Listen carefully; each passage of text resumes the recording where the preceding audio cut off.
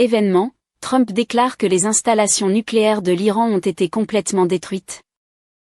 Les États-Unis ont détruit les installations nucléaires de l'Iran, Trump qualifie cela de victoire militaire glorieuse.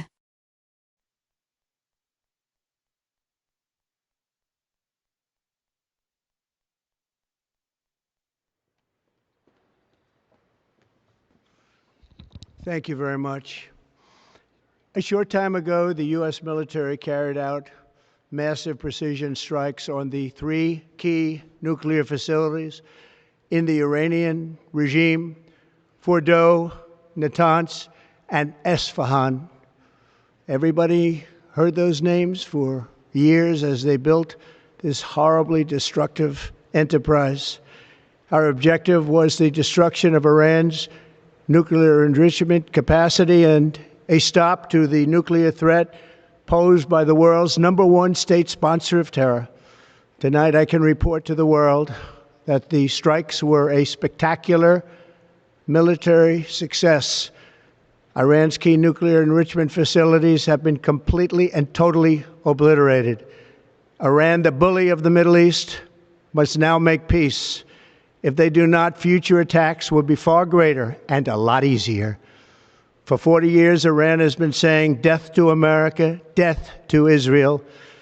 They have been killing our people, blowing off their arms, blowing off their legs with roadside bombs.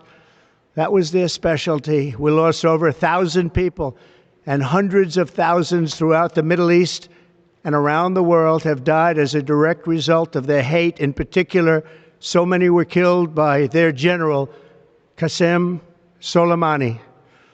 I decided a long time ago that I would not let this happen. It will not continue.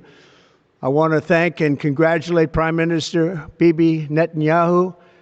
We worked as a team like perhaps no team has ever worked before. And we've gone a long way to erasing this horrible threat to Israel. I want to thank the Israeli military for the wonderful job they've done. And most importantly, I want to congratulate the great American patriots who flew those magnificent machines tonight, and all of the United States military on an operation the likes of which the world has not seen in many, many decades.